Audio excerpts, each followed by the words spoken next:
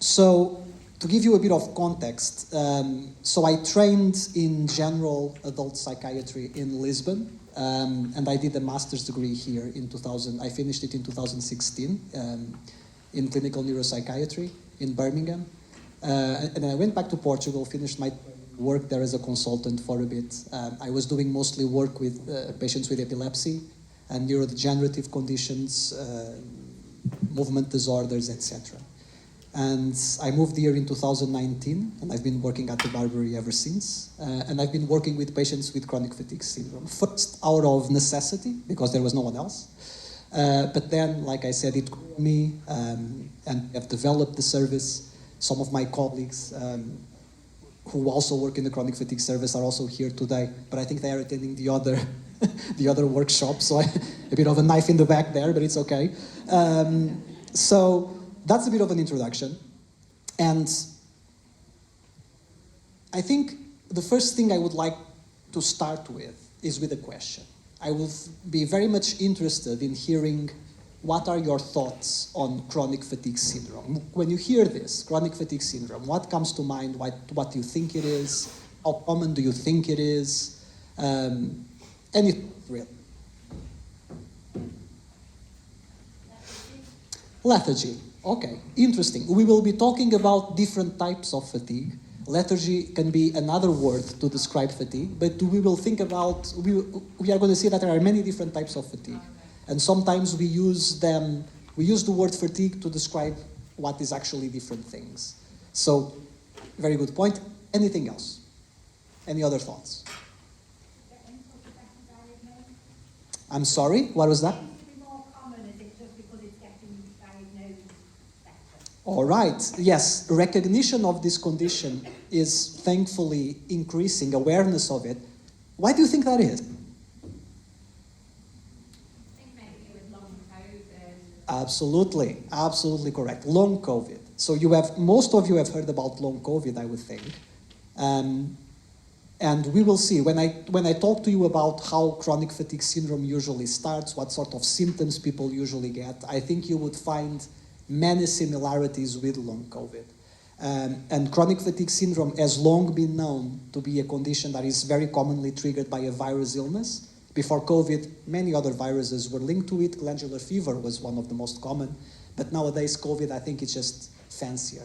So you get a lot of attention, a lot of resources dedicated to it now. And ironically, what's happening is the long COVID clinics are referring patients back to my service. So I've seen a huge increase in the number of referrals from long COVID clinics. So very good point. Any other thoughts about this condition? Yes.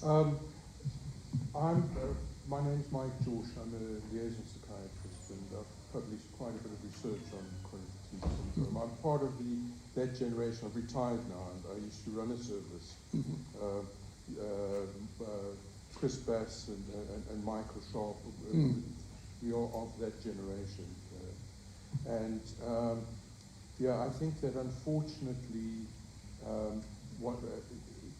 chronic fatigue syndrome, the models that have been adopted around are often not helpful for patients. And when I talk about that, I'm talking about it being lumped under, in North Staffordshire at the moment, simply lumped as medically unexplained syndromes, etc. And it's not very helpful at all for the patient. And I think that it doesn't recognize the particular issues that they have, and also changes the management pathways. Absolutely. So, you may ask, I've got 20, 30 years experience working with chronic fatigue syndrome, so why am I sitting in a workshop? Well, because I haven't worked with chronic fatigue syndrome for a good 5 or 6 years, and I'm hoping to hear some innovations from you. Well, that's no pressure then. Okay. Well, please feel free to step in at any moment. I think we could all benefit from your extensive experience in this field. I would just add that in terms of medically unexplained, that's a term that has always baffled me. If it's medically unexplained, why is it under health services then? It's something that's medically unexplained. It's not a health condition, it's something else. if it's chronic fatigue syndrome is a medical or a health explanation for a set of problems. So the whole term baffles me in many different ways, and I completely think that it should be abolished as such. And I definitely think that chronic fatigue syndrome should not be clumped under that now. So I think I saw other hands, come up. Yes, please.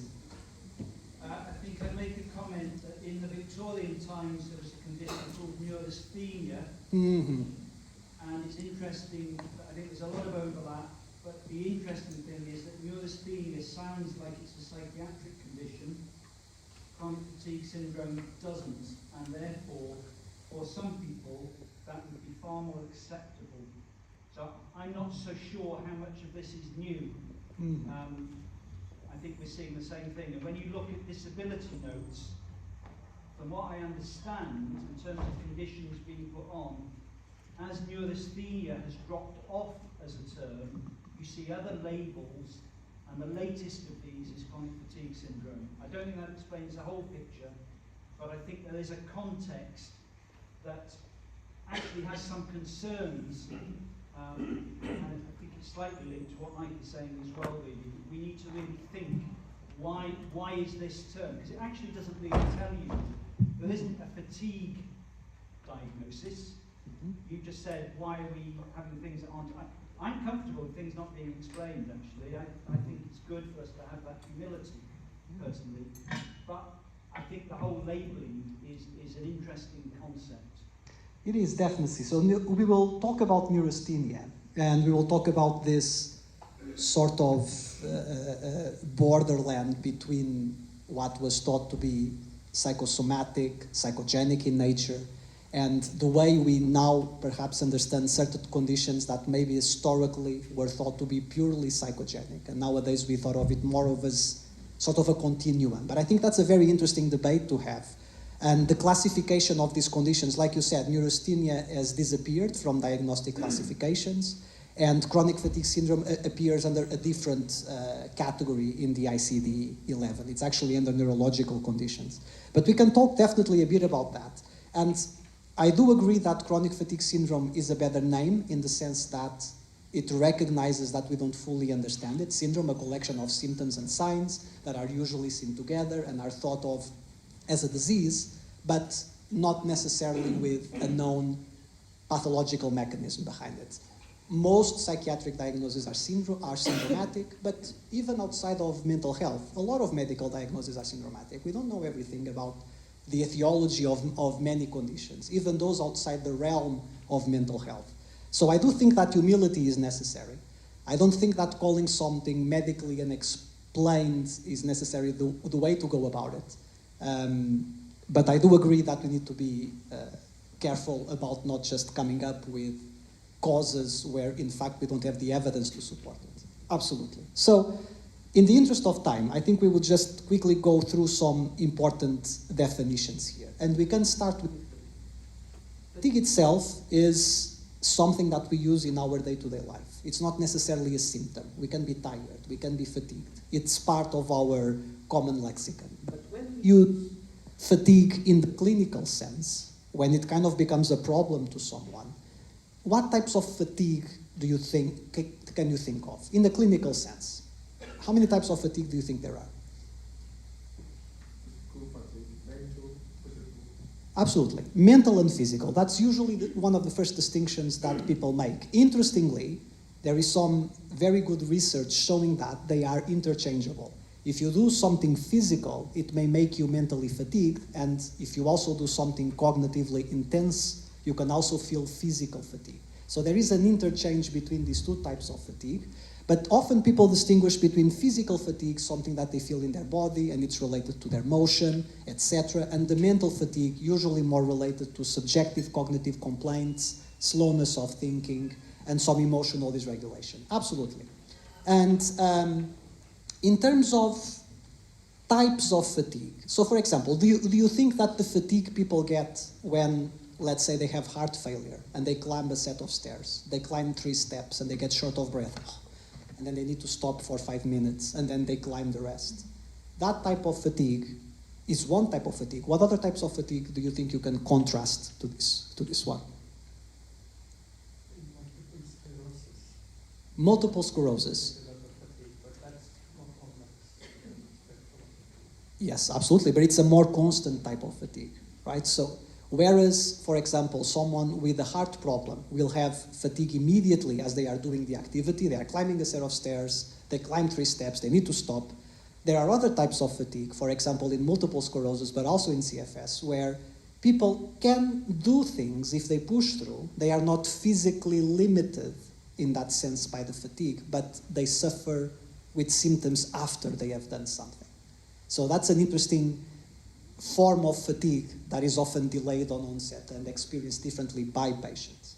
So we do have these several types of fatigue. Some are more mental, some are more physical in nature.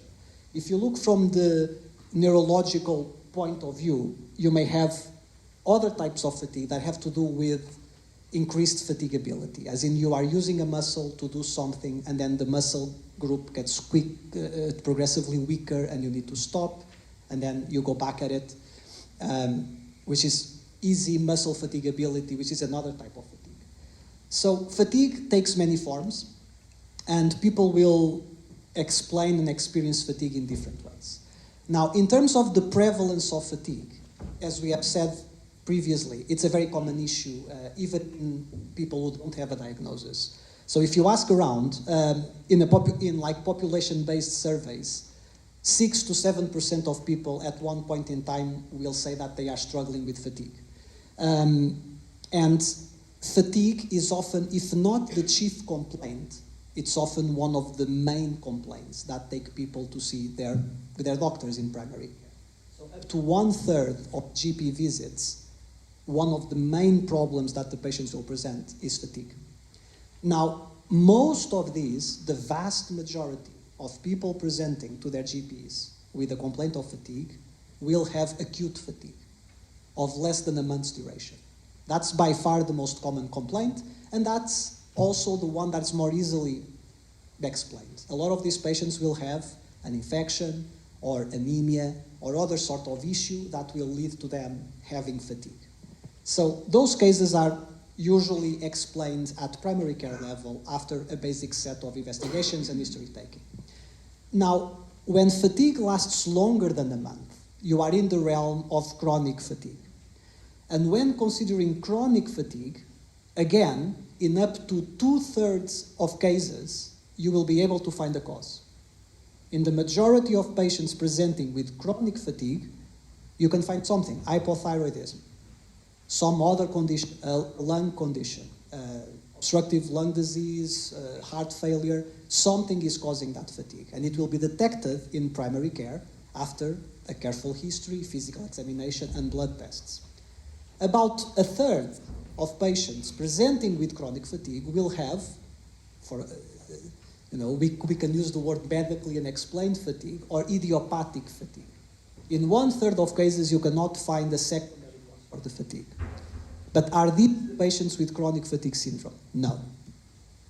These are the patients who have idiopathic chronic fatigue. You can't find a cause. But of those patients, only a minority of them will fulfill diagnostic criteria for chronic fatigue syndrome. Okay? So we will see what diagnostic criteria is, but this is just to say that not everyone presenting with unexplained fatigue has chronic fatigue syndrome. Most of them will not fulfill the diagnostic criteria. They will have something else. Okay? Now, a bit of history. So, of course, we already have someone in the audience who is very familiar with the history of CFS. And we have also a mention of neurasthenia. Now, neurasthenia was actually first described by a neurologist. It was not a term invented by psychiatrists. It was a term that was coined by George Beard, who was a neurologist.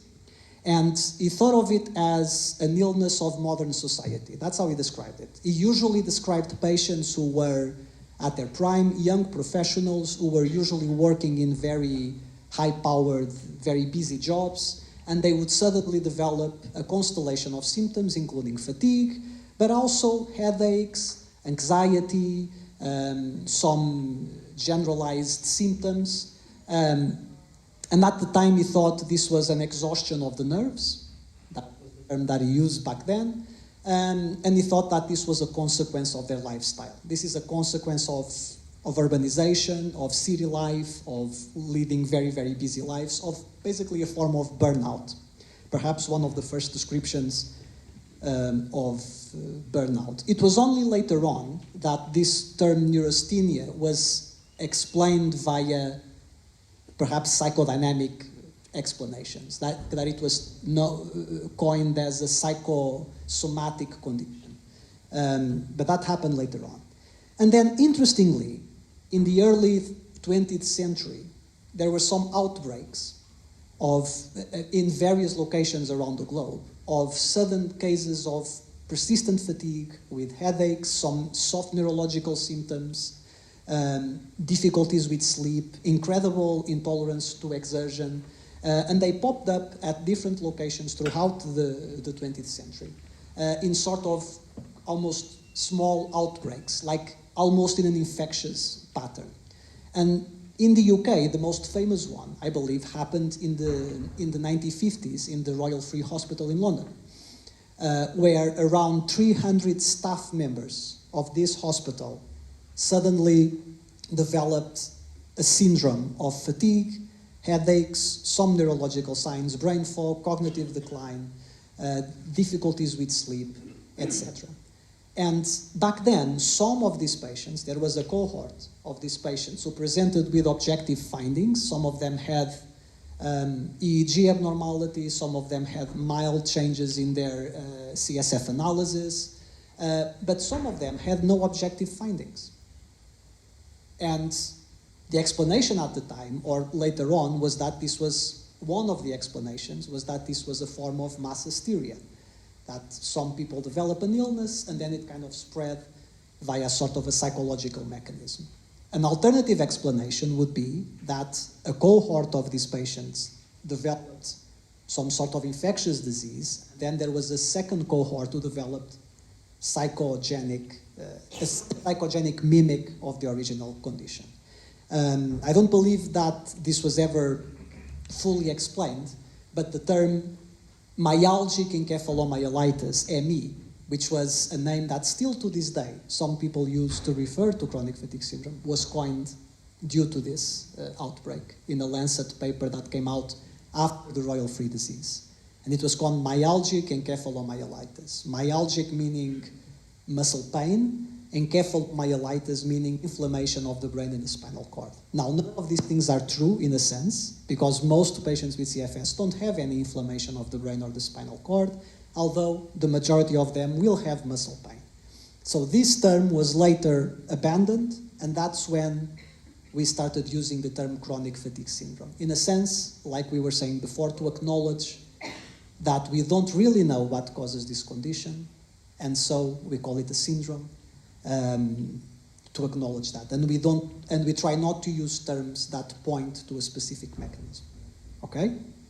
Now, how common of a problem do you think this is? What do you think is the point prevalence of chronic fatigue syndrome? Any ideas?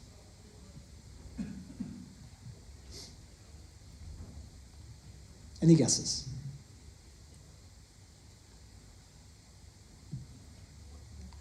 Sorry?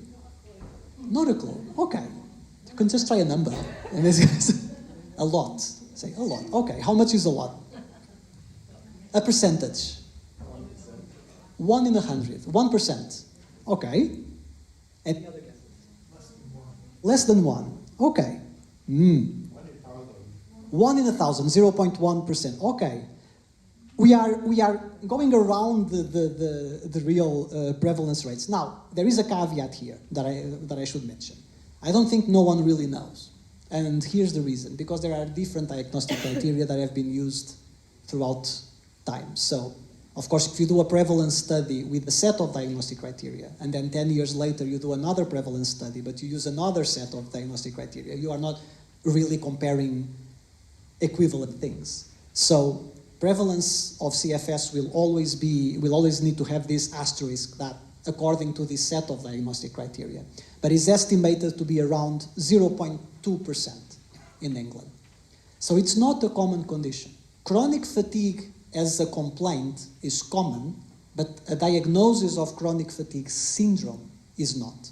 And that again, as someone pointed out before, this can be due either because we don't recognize it enough and we don't diagnose it enough, or because of it's not just a common condition. It seems to be more prevalent in women, up to twice as prevalent, and that's the only demographic aspect that's been shown to be different in CFS. But if you think about it, this is a pattern that we often see in many other conditions, in autoimmune conditions, for example. They appear to be more prevalent in women in general. So it doesn't by itself, doesn't say anything about the etiology of the condition. And it's primarily a disorder of young to middle-aged adults. Working-age adults is by far the biggest slice of the population that I see in the clinic. Rarely it can have a childhood onset, and rarely it can present later in life. Now, core symptoms of CFS. There are 3 core symptoms that are more or less constant in all sets of diagnostic criteria. So if you had to guess these 3 core symptoms, what do you think they would be? Fatigue. Okay, that's the easy one. That's someone jumped to the easy answer. Okay, fatigue. But this fatigue, now here's a question about this fatigue. Do you think this is someone who has always been fatigued? Or is that not the case? When someone presents with CFS, is this something like, oh, I've been fatigued for ever since I can remember? No. There is one characteristic to this fatigue. It's usually fatigue of new onset. The typical textbook case of CFS is someone who arrives in the clinic. Well, first they complain, why am I being seen in the mental health service? Because I don't have a mental health condition, which is fair enough. And then usually the presentation is, I usually always ask, one of my first questions is, tell me a bit about your life before you started struggling with fatigue. And it's usually, I had no problems, I was healthy, no major previous medical history, no major previous psychiatric history. I was working, I had a family, I had 2 kids, I was going to the gym, I was running marathons, I have had patients who were athletes, competing at the world level, and then suddenly something happened. The typical patient with CFS will often say it all started in November 2011 or November 2020. It all started at this point. And from that point onwards, I've never been the same again.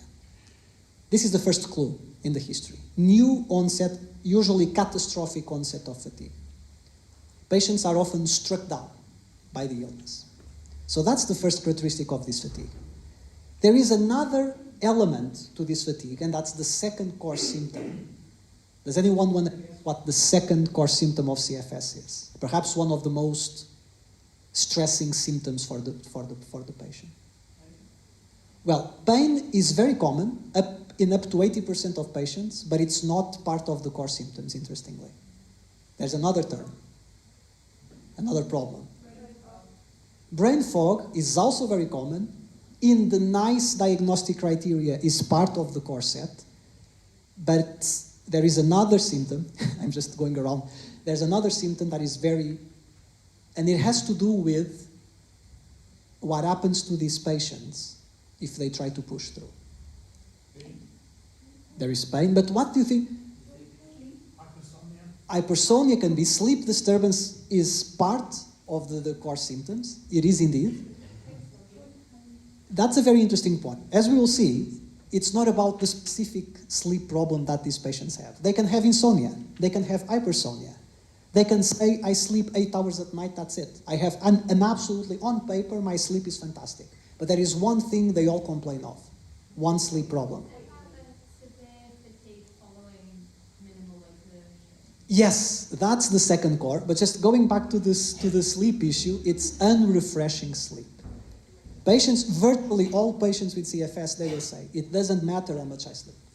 I can sleep the whole night, but I wake up in the morning and I feel like rubbish. And the second core symptom is that, what happens to them when they push through. So as opposed to patients with other forms of fatigue, a patient with CFS, especially in the early stages, or if they are minimally, if they have mild to moderate illness, they can do things. They can. If they push themselves, they can do things. It's what happens to them after they do things. That's the main issue. Sometimes it's even worse the day after they have done something. A classic example is the patient with CFS with kids takes the kids on a day out. We went to the countryside. We went to an amusement park. We went horse riding. And they enjoy it. They are not anhedonic. They are not depressed. There's no anhedonia. There's no apathy. They want to do things. They enjoy doing things. They love it. They go back home. They feel very tired by the end of the trip. And they think, okay, I'll just give it a rest. I'll go to sleep. I will wake up next day. And I'll be fine. But they don't. They wake up the next day, they feel even worse. And it can take them days, sometimes weeks, to recover from doing this one thing. And this is a typical piece of the history. It's almost pathognomonic to CFS. You really don't see this. You can see it, some patients with MS will describe post-exertional malaise, but the severity of it, the disability that accompanies it, it's very typical of CFS. So that's the second core symptom. Post-exertional malaise, that's the name. And the third core symptom is some sort of sleep dysfunction, the most common being unrefreshing sleep. I always wake up feeling unrefreshed. And then other symptoms that are part of the syndrome include brain fog, subjective cognitive complaints, usually around short-term memory, executive dysfunction, trouble with multitasking, word-finding difficulties is a very common complaint, and increased sensitivity to light, noise, sometimes to overstimulating environments. People really struggle when they go out to a shopping mall, for example, because of all the noise, of all the people walking around. We also have orthostatic intolerance. This is a bit of a mysterious symptom, but there's a significant percentage of patients with CFS who have demonstrable objective dysautonomia. They can have orthostatic hypotension, and what that means is when they stand upright, their blood pressure tends to drop, and they may faint. In many patients, it's not to the point of fainting, but they can feel dizzy, lightheaded. They can feel just like they are just about to faint. And if you do a standing test where you measure their blood pressure and the heart rate as they are sitting down, and then you measure it again when they stand up, you can see this in some cases. In other cases, they actually faint. Some other people have POTS, postural tachycardia. They stand up, their blood pressure remains stable, but their heart rate shoots up to 130, 140, just from standing upright. And you can measure this. Other manifestations of dysautonomia include, oh, they just advanced on its own. Oh. Okay. Include problems with digestion, irritable bowel, bladder function. A lot of people have overactive bladder, etc. Chronic pain is present in up to 80% of patients, and it often overlaps with fibromyalgia. Okay? A lot of people have both diagnoses. They have a diagnosis of fibromyalgia and of chronic fatigue syndrome. The patients with CFS who present with chronic pain often have the worst prognosis. Okay? It tends to be more disabling. Other manifestations of dysautonomia, as we are saying, the irritable bowel syndrome is very common in this population, and sometimes it's present before the onset of fatigue. Patients often have a 10, 20-year history of IBS, and then they develop chronic fatigue syndrome after some sort of trigger. Sometimes there's loss of appetite, weight changes, and especially when they are in post-exertional malaise, a lot of patients with CFS describe flu-like symptoms. Swollen glands, tender neck glands, feeling run down, a sore throat that goes away when they rest. Okay? So these are the symptoms of CFS. Now question, when the idea that you had about chronic fatigue syndrome, do you think this before you came here today, was it on your mind that patients with CFS had things like low blood pressure, POTS, sore throat, swollen glands? Was this something that you would think about? Okay. But these are very common symptoms of the condition. Patients are often surprised by this. Yes, now that you ask me, yes, I do get a lot of sore throats when I'm tired, but I didn't think that was related at all to fatigue. All right, so those are the symptoms. So how do you actually make the diagnosis? The diagnosis is syndromatic, and there have been many diagnostic criteria over the years. The Fukuda criteria were perhaps the first attempt at establishing a set of diagnostic criteria for this condition. Then you had the Canadian consensus criteria, which are the strictest set. They require fatigue, post-exertional malaise, disturbed sleep. They require pain, which none of the other require, plus 2 neurocognitive symptoms, plus 2 other symptoms. So it's very difficult to get a diagnosis with this set of criteria. The NICE guidelines, the first published NICE guidance on chronic fatigue came out in 2007, and it only required fatigue plus 1 symptom, so it was very inclusive.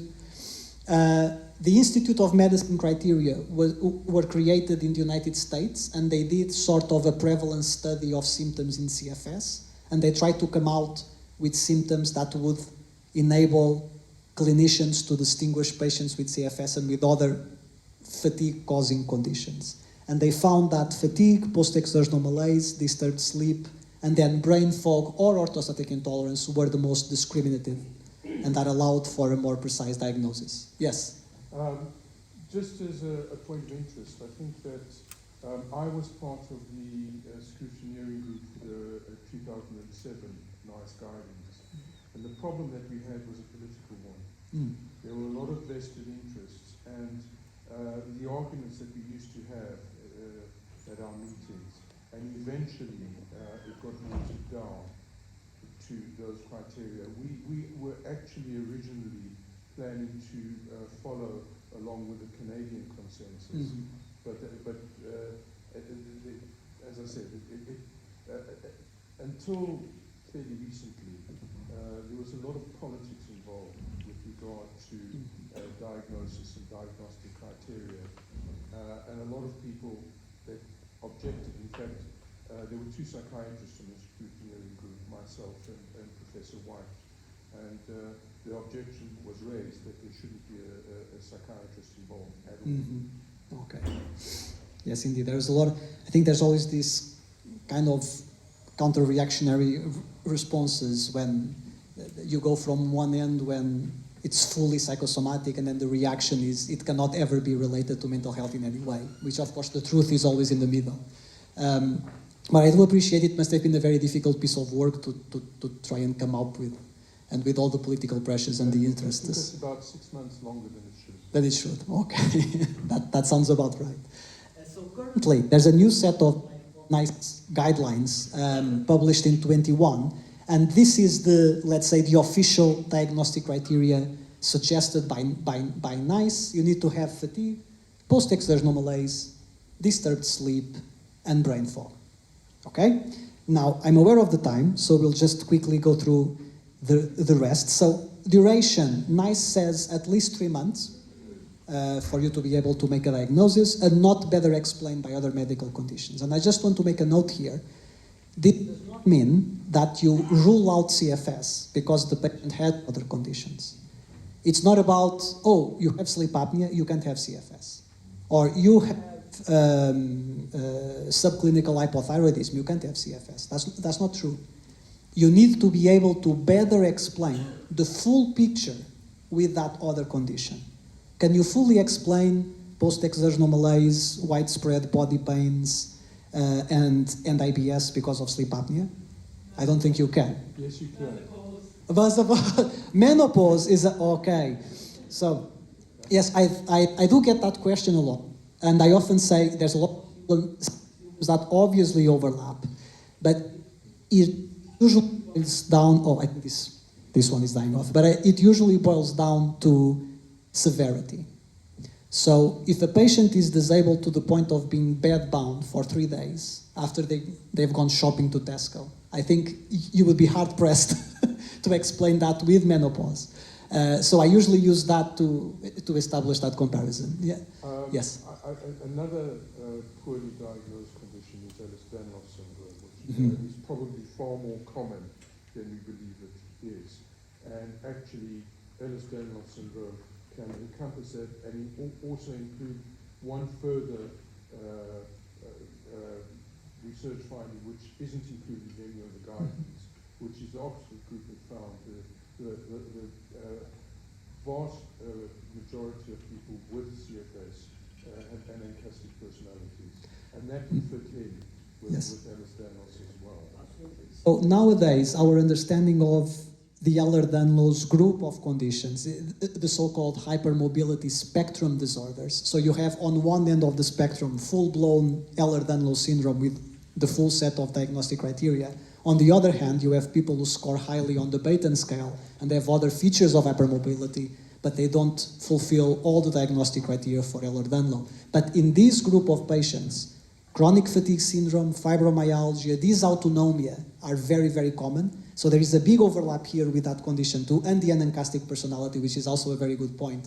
So like I said, most of these patients, the majority that I see in clinic were very like top achievers, very high performance people, very driven, a bit obsessive and anancastic in a way. And it's very difficult usually to get them to slow down and to pace themselves because of those personality traits. So that's a very good point.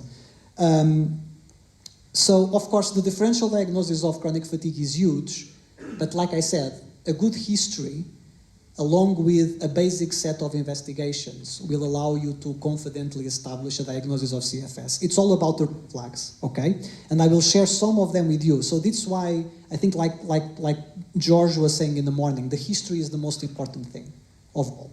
And this is where you will pick up some red flags that may point to an alternative diagnosis. So objective fever, drenching night sweats. Some people with CFS will say they have temperature swings.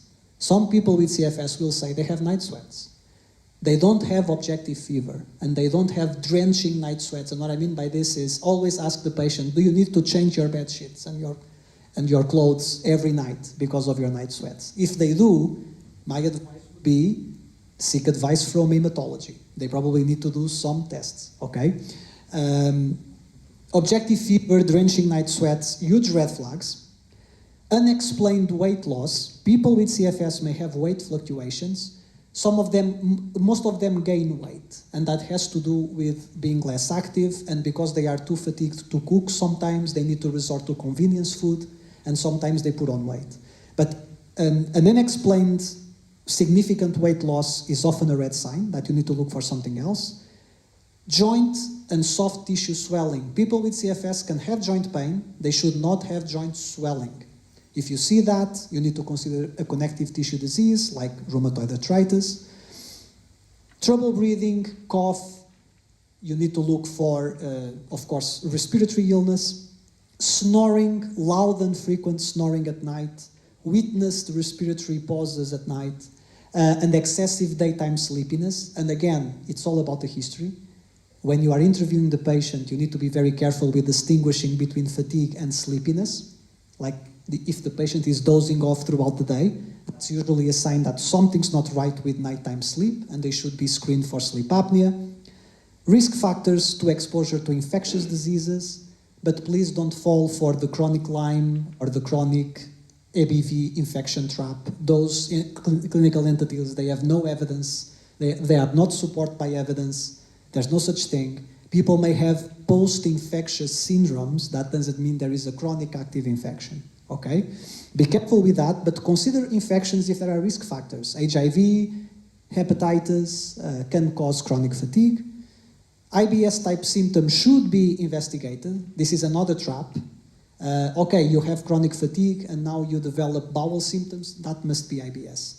No, they should be investigated. You should screen for celiac disease, you should request a fecal calprotectin to see if there are any signs of inflammation. So these things should be investigated. Orthostatic intolerance should also be investigated and treated. Some patients benefit from medication to treat the blood pressure and the heart rate problems. And any symptoms that come up that are not part of this patient's usually presentation should be investigated as needed, okay? We have already talked about this. An important feature to distinguish between depression and CFS is patients with CFS, they can have comorbid depression, be aware of that, but the main complaint is not one of apathy or anhedonia. The main complaint is, I want to do things. I have the drive to do things. Sometimes I even push myself to try and do things, but then I pay for it. Okay? So that's not the same as depression. Very quickly, the bottom line is, we still don't know exactly what causes this illness. I think there is a mounting body of evidence that there are some biological changes in these patients as compared to the general population. So far, we have not found a smoking gun, but this is a very interesting consideration. In 50 to 80% of patients, it starts after a viral infection. It starts after a challenge to the immune system. And it's often the combination of a period of stress culminating with an infectious illness that triggers the condition. Some changes have been documented in certain immune cell populations. Some endocrine abnormalities have been found. Some studies have shown some problems with mitochondrial function. But again, like I said, no smoking gun as of yet. And last point, before I'm aware of the time, we don't have a biological cure for CFS as such. Graded exercise treatment is no longer recommended for this condition, the problem being post-exertional malaise. So these patients should not be put on exercise programs.